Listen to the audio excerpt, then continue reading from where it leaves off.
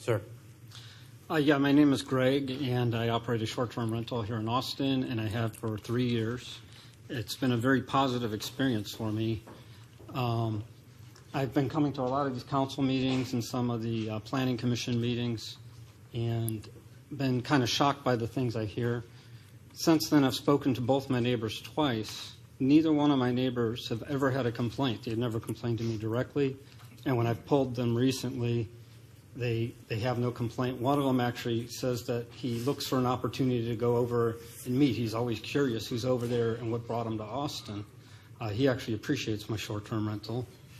So I've had 0 calls to 911, 0 calls to 311, 0 complaints from my neighbor, and I do pay somewhere in the neighborhood of $4,000 a year in hospitality tax to the city, which is another benefit I haven't heard much here today. I just want to real quickly talk about 3 of my guests that have stayed recently. There was a group of students that were chaperoned by 3 adults. I think there were 7 children. They were here for some kind of taekwondo playoff or something like that. I think they were about 12 years old.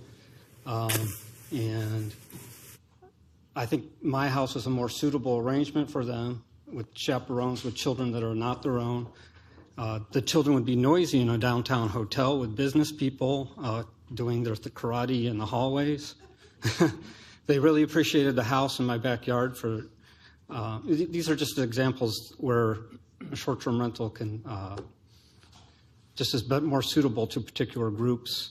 For the 3rd year in a row now, I've had a race team stay at my house.